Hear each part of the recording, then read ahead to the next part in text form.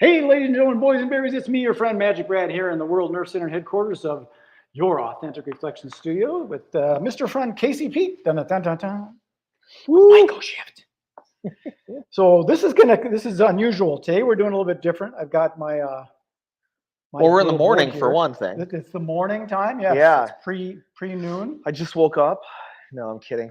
I have children. They wake me up early. We had that Sunday night bender. Yeah, there you go. So we're doing this a little bit different now. We got a special guest that's hiding in the green room and enjoying some of our low-cal digital hors d'oeuvres. And we've got some Bloody Marys back there. Maybe he's partaking in some of those AM margaritas. Right, digital margaritas. Yes, and he's really good at this state thing. Because let's talk about that a little bit. Because do you believe that we're in a trance now, or you get put in a trance, like hypnosis? You get hypnotized?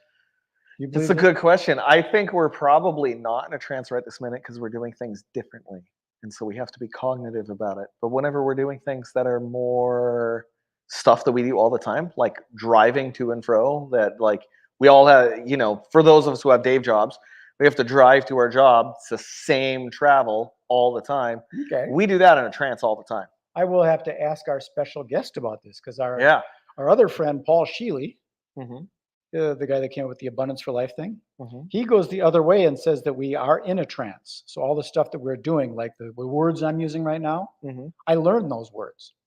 Sure. So I'm in this trance of what I learned, and I'm doing what I learned to do. So I'm programmed in this trance state. Whereas if you get into like a meditative place, now you're accessing information that is unfamiliar to you. So you're not in a trance. Interesting. So the meditative state is the state where you're not in a trance. Yeah. Okay. You're in freedom, total abundance. Anything could possibly happen. Whereas when we're in a conscious state, I'm using what I learned, the words that I learned and the thoughts that I have, like the childhood stuff of abandonment and scarcity or anything that you are pre-programmed into.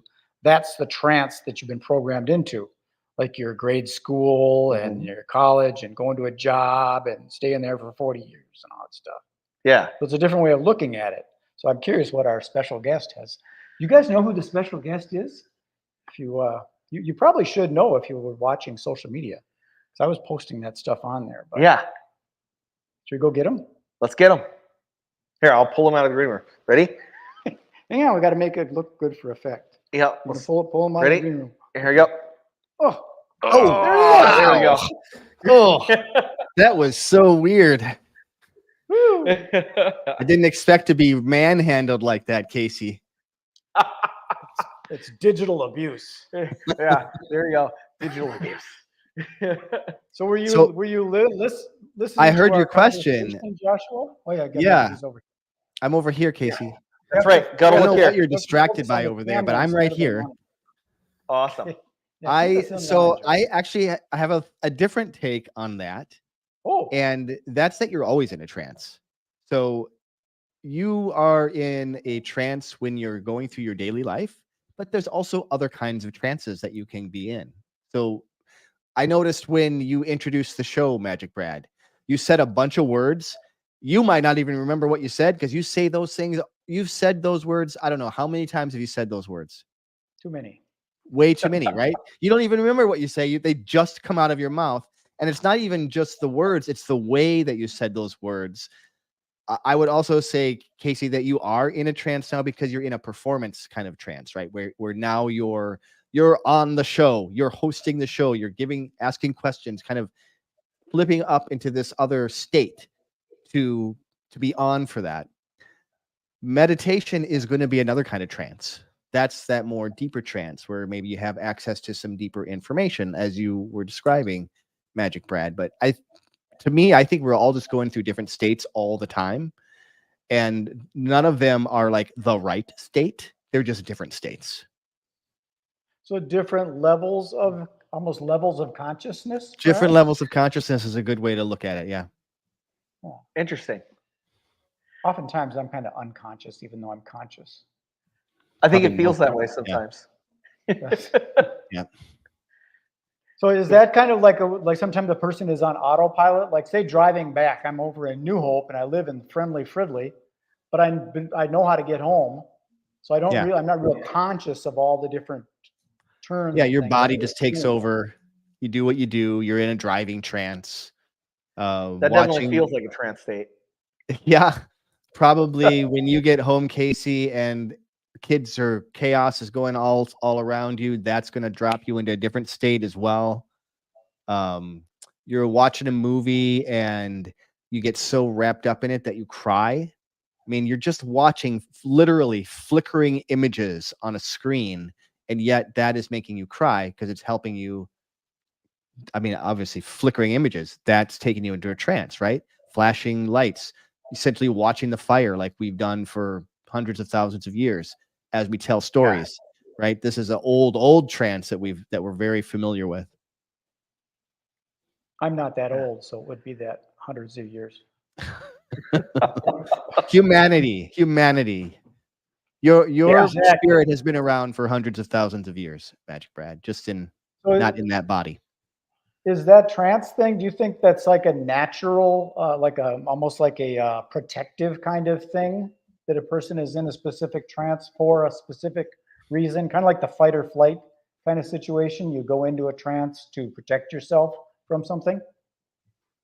That's a good question. I have a colleague who is writing a book about this, and his theory is that the reason that we can go into trances and that the reason that even hypnosis could work is based on a foraging principle, that we had to learn to kind of open ourselves to be aware of what was safe to eat and how to identify these things uh, from when we were hunter-gatherer kind of people. It's an interesting theory. He Yeah. speaks to a lot of neuroscientists and is trying to really refine it, but I don't actually have the answer for you. We can Nice. have you back at another time after you do your research. Fair enough. Yeah. Well, I sometimes ask those questions. My mind, because I started doing magic when I was a little kid, my brain has developed a little bit differently, I think, than your average person. Because I'm Mhm. always looking for what isn't Mhm. in plain view rather than Yeah. watching what's really there. Like, quick story, I took my wife to this Circus Juventus thing. It's kind of like Cirque du Soleil. Mhm. And she's watching the show, watching everybody jump on the high wires and all that stuff. I'm watching these riggers that are wearing black hoodies and you can't see them running around hooking things up, Right. That's just Right. what You I like to see, watch. you're looking behind the curtain because you know that Yeah. that's where the real magic happens, which Like is the Wizard of Oz, yes. a really good point here. Like, what is that happening behind the curtain? What is that that's happening beneath that conscious kind of mind? Let me ask you this one. This is now I'm going into I like to help other people get things connected, and because there's two people here, you and Casey, and you got similar, I guess, like healing agendas, but you're Mhm. doing things in a different realm. So Sure. have you ever worked with like used hypnosis on, or maybe it's not a good idea, on someone that's going through a psychedelic experience? So I actually don't think that that is very helpful. And the reason that I say now, I will say that I have worked with people that are microdosing, which is a very different kind of beast than, as you know, Casey could, I'm sure, talk about, than somebody who's doing more of a macro dose or more of a trip. But my experience with that is you can go into that thing with a intention, right? But the medicine is going to give you what the medicine is going to give you. And to me, it feels a little sacrilegious to try to force it in a specific direction. Good So point. I don't Yeah. use hypnosis in that experience. However, what hypnosis is really good for, or trance is really good for, is to re-experience a psychedelic trip after you've come down from it, and pull out the learnings from that, pulling out the lessons from that, and then applying those into where you are now in your life. So like integrating those experiences that oftentimes kind of get left in the, oh, that was a great trip experience, and not brought into how can I now utilize this in my life? Yeah, I would agree. One of the things that I find whenever you're inside those states is there's so much information that's coming at you so fast that sometimes while you're in that space, you don't really have time to process it all. Yeah, You're just exactly. you're shooting from one place to another, even though that it's going on over a period of hours. To you, it feels like the whole entire experience is compressing. Yeah, So you'll have a whole lot of feelings in that time frame, a whole lot of experiences that you're seeing, and maybe to the outside world, it looks like you're just in the middle of a meditation, right? But absolutely. in your Yeah, head, it's turmoil, emotionally, complete turmoil, and it's going all over the place. So hypnosis, to me, allows for you to be able to go back and relive some of that experience and slow it way down so you can actually yeah, see what was happening to yourself as you go through it. You can it helps with that integration because you can have that one experience and now you go back with the hypnosis and now you can relive that same experience through all the different threads of what you were feeling during that time frame. So, maybe you went through 16, 17 different emotions all from one experience, during just a short 10-minute time span.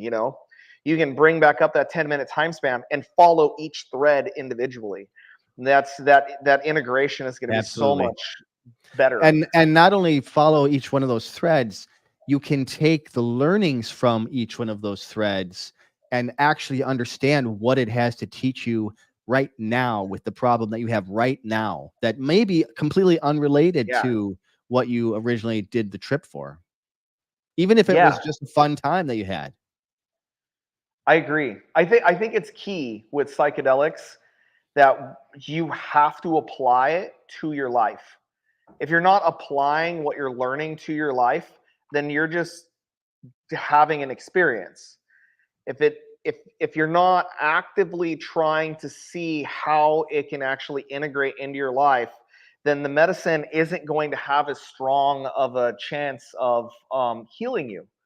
So you get somebody like with PTSD, and they end up going through some MDMA therapy or something like maybe psilocybin, right? Mhm. And they're going through these experiences, all of these different experiences, and when they come out of it, they're not necessarily going to automatically know how to apply that.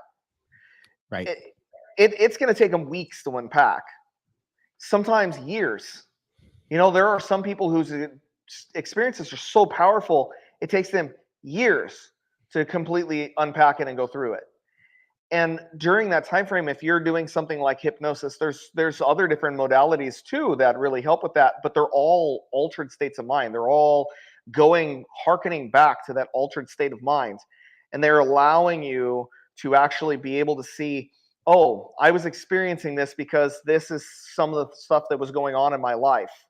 And here is the lesson it was trying to tell me. So you can have this conversation with yourself. And I think that opening up that conversation to yourself is part of the key, because a lot of us are so used to suppressing ourselves. Mm, So usually the voice that we're hearing is someone else's voice. It's sure. not really, it's like, you hear in your voice, that voice in your head, and you think it's Casey Peak talking to yourself, right? In my case, right? Mhm. I'm like, hey, I think that's Casey, right? But until you go through these experiences and you realize, oh, okay, and you put yourself in this altered state of mind, you have a conversation with yourself about that voice and about what that voice is telling you, that's whenever you realize, oh, that's what my dad used to say to me whenever I was a kid. And Right. it's really your dad's voice that you're hearing. Right. Or, hey, that was my school teacher. My school teacher used to tell me that, and it just really stuck with me. And I don't think it's helpful or useful to me anymore. And that's why I'm going through this, is I'm trying to let that go. And this voice in my head isn't being as helpful as I think it is, because it's not really me. That's kind of what I was thinking about. Like I recently went on a trip to Costa Rica and did a plant medicine journey, if you will. Mhm. Did you call it a journey? Yeah, An absolutely. experience or a ceremony, whatever. Hmm. And All the of the reason I above. went there is because I feel I had some limiting beliefs that for some reason I just couldn't get rid of. I've tried hypnosis and I tried coaching and I tried getting someone to help me with that. But my crafty little magic mind understands what they're trying to do and then fights it back. So I said, I'm just going down and let Mother Nature take care of it. And I just Mhm. went down there and did that. So from what I understand is when you do that, it sort of unhooks old neural pathways, and now it gives the ability to reconnect them. Am I getting that right? Yeah, Neuroplasticity. basically. Yeah, the Yeah, neuroplasticity. So neuroplasticity. here's my question then. Would it be, I think it would be beneficial to them in the integration process, because they have me, do journaling and stay in touch with the people and Yeah. listen to old playlists. I think it would be helpful to have someone like yourself, Joshua, that Mhm. you can intentionally rewire this stuff with, get rid of that. The ceremony got rid of the limiting beliefs, the blocks. Now use you to rewire that stuff for what it is I do want in Right. life. Yeah. Mm. That would be an Powerful, excellent huh? use of Yeah. your time. Yeah, I think it would, instead of me doing my self-talk, like, okay, now that I got rid of all those scarcity thoughts, I'm now abundant. And then that little devil pops and goes, you're not fucking abundant. You're out of your mind. You're a punk. I can work with someone like you that can put me into a hypnotic state. And then I don't even know what's going on until I come out of it and go, oh, I now feel abundant. I just feel better. And then in your situation, is it best to do like a series, like meet once a week or once a month for a year? Is So it better that way? before I answer that question, I want to come back to something that you just said, which is a very common misunderstanding about hypnosis. That Oh, I'm going to put you into I think hypnosis, I know what it you're was. not going to know what's happening, and then you're going to come out feeling different. That does not how it works. This is a much more more and more I don't even like to use the word because it confuses people. And really we're talking about trance. We're talking about ways to make a change just by having a conversation and using your imagination. I was my wife and I were talking the other day, and she was having a really big challenge with a certain kind of belief that was going on in her mind. And it was like you said, it was a voice, right? It was a voice that was telling her stuff, and it was really negative, and she was really, really struggling. And I just asked her if she wanted to try a simple thing that I've done before. Of course, she wants to know exactly what we're going to do. And it's basically you put your hands out and you put the problem part in one hand, you put the solution part in the other hand, and then I just started asking her questions about what the parts wanted, about what she wanted to do with them, and so on and so forth, until they eventually integrated together, and it totally shifted and turned into a third thing. So from what it was, it turned into a third thing that she then brought into herself. I didn't tell her to do any of this stuff. I was just asking her questions. I didn't put her into a trance. Sometimes she closed her eyes because it was a little bit easier, but it was simply me she was like, what am I supposed to do? And I told her, you don't have to do anything. I don't want you to do anything unless what it is that you want to do or that part wants you to do. Just tell me what that is. And But the point is, you don't have to go into a hypnotic trance because we are always in a trance of some sort. So let's just use that by closing your eyes, using your imagination, tuning into these different parts of us that are causing havoc in our lives sometimes, to find out what they want, because there's no part of you that's trying to fuck your life up. It's always trying to be successful and be good, but the strategies that they use sometimes, those are the things that are kind of fucked up. And I think having a Well third said. party in it, like yourself, you can ask the right questions rather than if I was journaling and asking my own questions, I might not ask a good question intentionally because my ego is trying to protect me.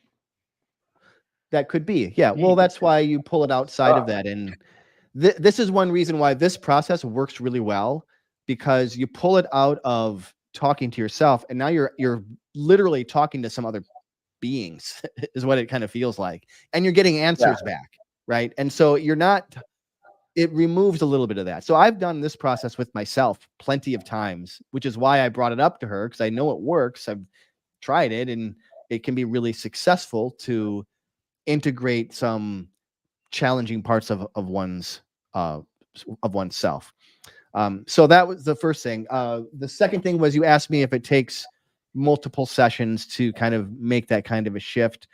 I find it usually does take more than one, and that's usually because we have to. It's been years since you've had the problem, and you've gotten really good at activating on it. So it might take a little bit of time to shift this new solution for you. And then you can go out into the world, you can try something, you can find out if it worked or not, and then we can refine that. So it's kind of a co-created process and a refinement that happens over time. Yeah. Makes sense.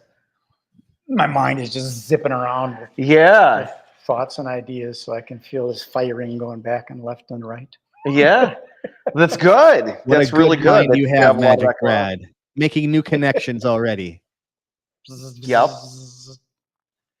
Yeah. So, I wanted to ask, what's your most profound experience with psychedelics?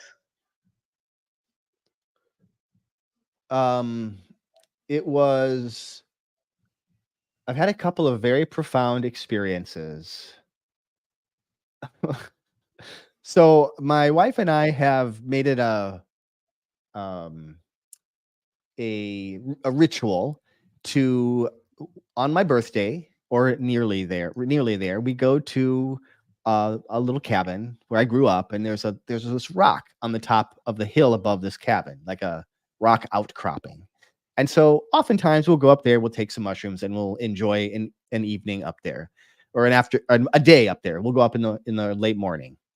And so we've had some pretty profound experiences becoming one with everything up on this little rock. But one of the coolest things was sitting there, and it's in a small little valley. You can hear the wind kind of flowing across the valley and then back again. And I've found myself starting to breathe with the valley and I literally was doing that because my breath was in tune with this wind that's flowing and all the animals calling. And those moments in nature like that are some of the most profound experiences. Another one that I had was it was in a more ritual kind of context with a group of people, but it felt like, and that, I mean, this is just what it felt like. It felt like to me, everything from the Big Bang on had been done to bring me to this point in time so that I could have this experience and kind of wake up. And the waking up was a realization that all of that stuff is a literal story that we have been telling ourselves to hold it all together. Because if you don't have the story, it's not going to get held together anymore. But the story is everything. Is like, that's what the Big Bang is too. It's just all part of this big story of the universe expressing itself. So I don't know. That's kind of the biggest things that come to me. I've had some pretty unique experiences that are very psychic in a psychedelic realm as well. Yeah. That are very clearly happening and hard to, it's not really easy to understand, but it's very clearly happening. So I don't know how else to describe that. I understand. I know what you mean. How about what's one of the most profound experiences you've had with integrating and then implementing it into your regular life? What you had the experience, then you integrated into regular life. How did it affect your relationship, business, career, health, spirituality? The biggest thing that comes out for me is that, like, when I go deep into that space, I always, and it's a remembering. It's not a oh wow. It's more like, oh yeah, forgot that again. Like I have this remembering again that Yeah. that we're literally all one. I mean, it sounds so cliche, but it's cliche because it's the freaking truth.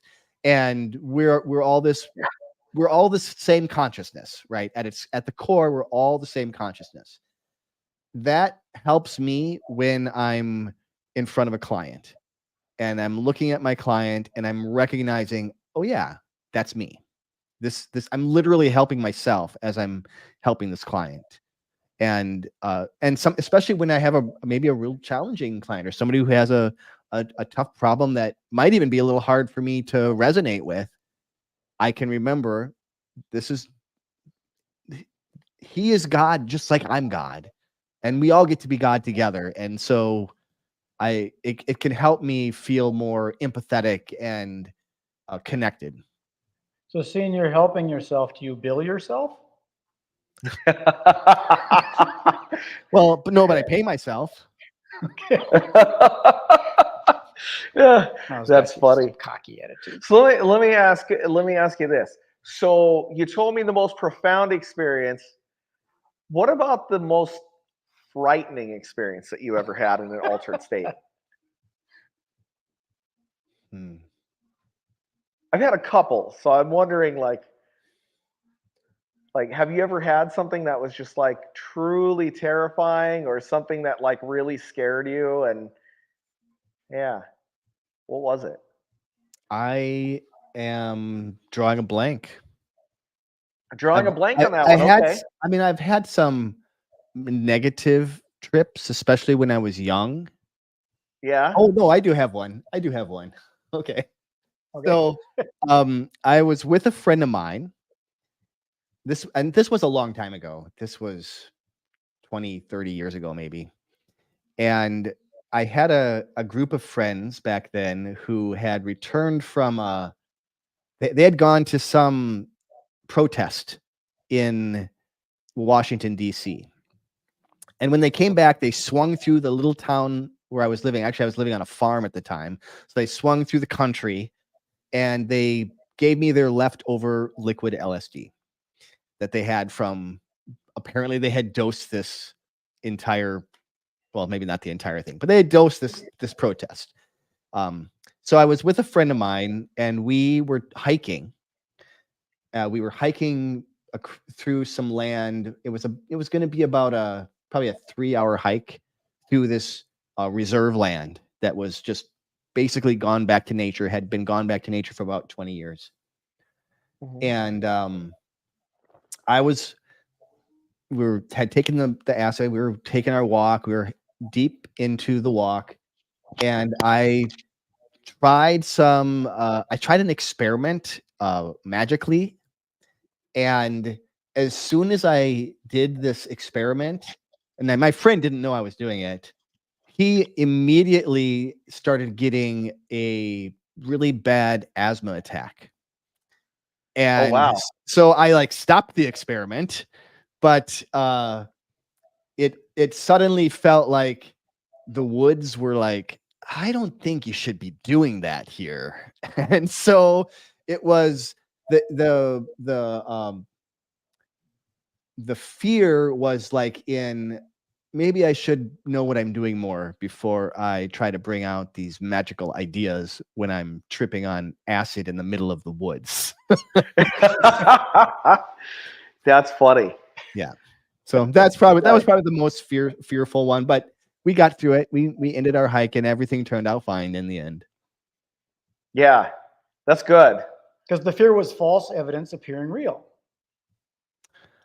You've heard that before, right? Maybe. It certainly felt like there was a little bit more going on, and when I stopped my experiment, then things calmed down, but whatever was in those woods did not seem to like what I was doing. Well, I had that when I was in grade school in 7th grade in biology class. A friend of mine says, hey, want to do one of these? And it was just a little square thing of paper, and he cut it in half and gave it to me. And I thought, okay, I'll try that. And then a little bit later, things got really, really weird in school, and I got really paranoid. I was really concerned about the principal, and I didn't like stepping on the floor and watching it melt away and stuff. And I had a really bad experience. And then when I got home, or went back to a friend's house after school, then it was okay. But Yeah. having other people around where you're all paranoid and stuff, that's when it gets bad. Yeah. It can be a little hard. One of the hardest experiences I ever had was similar. I was young and impetuous and a little stupid, like we can all be whenever we're young, right? So I decided to do it in a school environment, and right when it started to kick in, that initial phase where you're kind of moving through the space of being cognitive to the space of like, you're impaired and you're seeing things and you're experiencing that. And it can feel a little jarring. And I was going through that jarring portion of the phase, and I started to breathe rapidly, and it made Mm. me feel like I was having a panic attack. Mm-hmm. And I began to get a little bit afraid. And then there was these two guys just sitting next to me, and long hair, and they were two brothers, and they just started drumming, and they were like, "It's cool, man, just chill." And they started drumming, and I'm like, and I started breathing to the drum, Yeah. and it just started calming me down, and I kind of just came right out of that phase. And it's funny because that's the part of it that I remember. There was a part later on where I had a guy around me who was like, "Oh no, oh my God, man, this is like, it was a bad idea. You did it right now." And he's like being all paranoid and scared. And of course, like you're very empathetic in that Yeah. space. So I started feeling a very similar thing. But Yeah. that's not the part that I ever think about, that I ever remember. The part that I remember was the fact that the drumming and starting to breathe with that drum and remembering the breath and remember coming into that. And I remember how that led me to being able to regulate myself in that space and how it made everything calm down. So that's actually one of the techniques that I use with clients that are going through things. If they're going through a particularly rough scenario and they're starting to breathe, like hyperventilating, I'll actually start to breathe and I'll put their hand on my chest and I go, "Can I touch you?" And they go, "Yes." And I put their hand on my chest and I said, "Okay, feel my breath, breathe with me." And I just breathe real slow and real deep. And I get them to Mhm. feel the heart and feel the breath. And I said, "It's okay, I'm here with you." And I smile and I just let them feel that as they breathe through it. And that usually helps people quite a lot. I can imagine. Like breath is one of those amazing things that is one of the only autonomic parts of our nervous system that we have any control over. And just like when you talked about when you were a kid or young and you were breathing that quickly, that quick breath, and then you started to feel panicky, like that's because that's panic breath, right? So Right. when we start to recognize that, like this is a key thing for a lot of people, is when you're going into an anxiety state, whether or not it has anything to do with psychedelics, you do have some control over that by coming back to that breath. And I think we've Yeah. had a couple stories here around breath and how important that is. I think that's a really key thing to remember. It's just breathe. Take a deep breath. The thing about breath is it's different than most of the other um, elements. Like you can go for a while without water, without food. You can Yeah. even plug your nose and not smell for a while, maybe a couple days, or not hear, or not talk. But you can't not breathe for more than maybe, what's the record? 10 minutes? Something like that. Yeah. Something like that. Yeah. Yeah. Beyond that point, you're in trouble. So what's your favorite breath technique? I've got two favorite ones.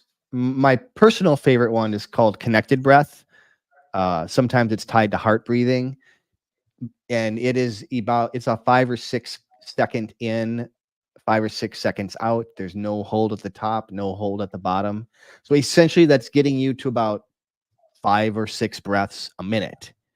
And that is the ideal rate of breathing for the human body. So when you're in that slow, steady, just nice, easy, connected breath, it puts you in this real great, trancy, calm place.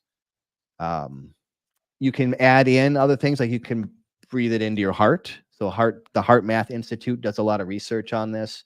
You can breathe it in and out of your heart just by imagining that you're breathing in and out of your heart. And, there's other things that you can do to really open your heart up for that, but you don't even have to do those things. The main thing is that 5 or 6 breaths a minute is kind of that ideal resonance that our body and our heart likes to be in.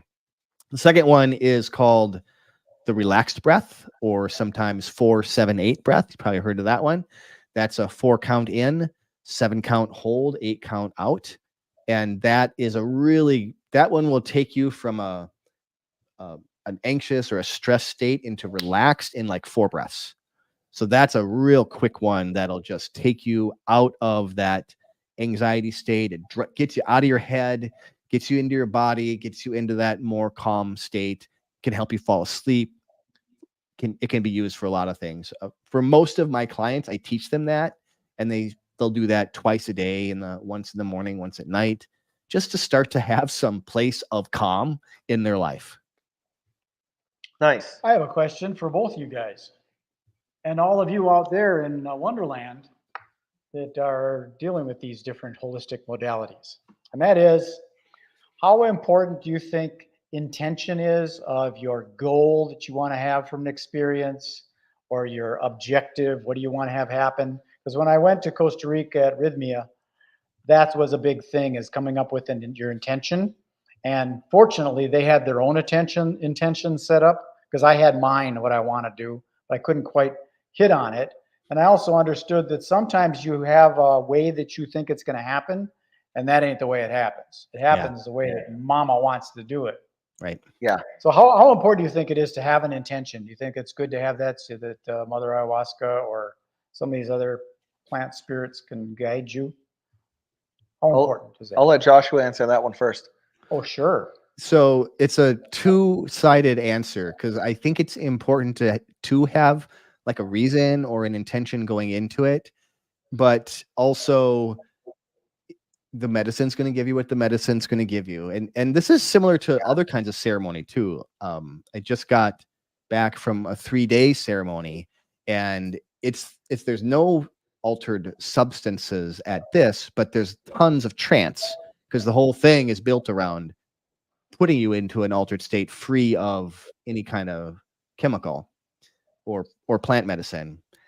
And that I've found that's even more, the spirit is going to bring what the spirit is going to bring. And this is around a sacred fire. So the fire, we like to think of it that way. The fire is going to give you what the fire thinks you need. And you can try coming in with an intention. That's fine. But it's usually not very useful to put it that way, because you're going to get what you're going to get. And that's typically, like if we're doing our yearly retreat that I told you about, we usually do have an intention, but we don't usually get direct answers to the things that we're looking for. It might be relevant, but we're not necessarily getting direct answers. We're getting, again, what the spirit is going to bring to us is what the spirit's going to bring to us. So the universe, or God, as they call it, kind of, you say, my intention is to make $1 million. And God says, you don't need $1 million. I want you to go do this. Well, right? if I'm going to do a trip like that, that is, my intention is not going to be around making money, but it might be like, I need some clarity on where I want the next area of my business to go, so that I could make $1 million. That would be more of an intention that I would put out there than, because we can't change the outside world, no matter how much we might want to. The outside world changes when we change the inside world. So who do I need to be to receive $1 million in my, as a business owner? That would be a better way to, in my opinion, that would be a better way to frame an intention like that. Got it. Yeah. Sure. Money is just a measuring tool for energy, in my opinion. Yeah. So you just want more energy coming through that's monetized. Okay. What's your take on the intention concept? It's very similar, actually. So it's essentially, when you're working with medicine, you do want to go in and set intention, so that way you are set up for the space. because, you know, as you're heading towards it, you're putting yourself into a state of mind where you're going to be receptive, right? So once you head into that space, though, and you are in that receptive space, now you have to surrender. That is the key. If you don't surrender to the experience, you're probably going to have a rougher time. So you want to surrender to the experience. You want to go through that experience with that breath, with the open-mindedness that comes with the experience itself. You want to go into it knowing that whatever happens is supposed to happen, and that's okay. So once you come out of it, you had intention going in, but the intention is there to set up the framework for how you're now going to understand what happens to you in that space. So once you come out of it, you have a framework to look at it. Because if you let it happen, if you're keeping your mind just completely open and you're like, I don't have any intention, I'm just here in the space, that's okay. But now you're kind of missing a lens, and you have to provide the lens at the end, which is a little bit more difficult to do. And I say it's more difficult to do just simply because that lens that you put there, it's like we say in life in this country, hindsight is 20/20. Well, if you already had the experience and you look back at it and then you try to apply it, you're like, oh, of course, that's it, right? But you didn't really have a lens to look at it. So now you're just applying, your after knowledge to what just happened to you and trying to make sense of it. But if you wanted to try to apply it to something in your life, it's good to know that coming in, because now you've set up the lenses. Got it. Kind of like going to a shopping mall and a buffet all at the same time. You don't know if you want to eat something or wear something. Well, yeah. So like if you go to the Mall of America, for example, since we're in Minnesota, I'll use this as an example, right? That's So you good go to the keyword, Mall of too. America and you start walking around the Mall of America and you're window shopping, right? And you go there with no intent. You might spend more than you intended. You might spend nothing. You don't know until the day is done, right? And then you look back on it and go, hey, did I accomplish anything? Well, you didn't have anything to accomplish. So did you really accomplish anything? Well, you Yes and could no. accomplish the accomplishment was your intention was to walk around the Mall of America. That could be it. That could be that was your intention.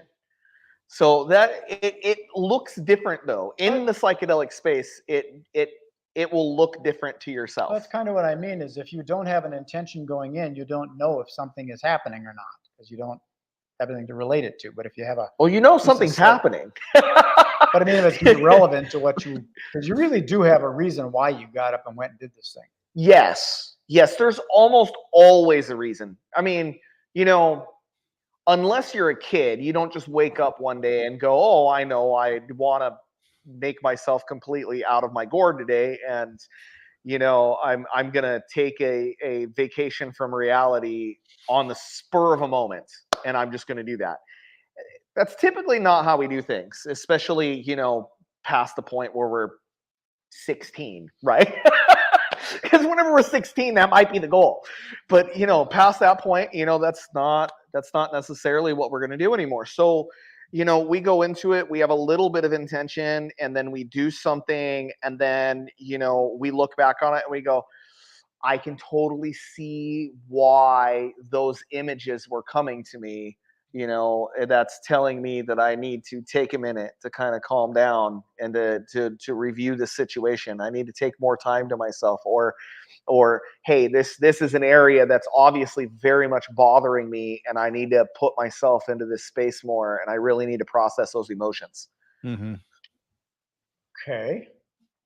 Emotions are a big one. I run into that a lot. Like the emotional hallucinations are actually more than the visual hallucinations in most scenarios, I find. Yeah, I know I'm struggling with that because I was focusing on like when people say, so how are you today? I usually say, I think I'm wonderful.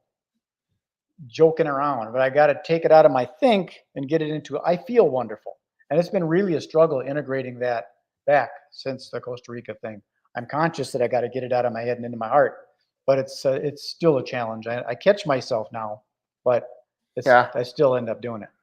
But I have a request or a thought that Mhm. because we're doing this thing that's a new format, what do you guys think of ending this a little bit short? Because I know, Joshua, you need to go before top of the hour. Mhm. If we ended it a little bit short so we can kind of be done with it, and then we can have a little conversation about how it went and how we might improve on it. Yeah. You cool with that? Yeah, that Yeah, sounds good. Let's do it. Yeah, I like the new format so far. It gives us a more focused conversation. That's for sure. Well, let me pop this up here in case anybody cared what Joshua had to say. Somebody might have. Who That's how you knows? get a hold of him right there. Yep. X Factor Hypnosis.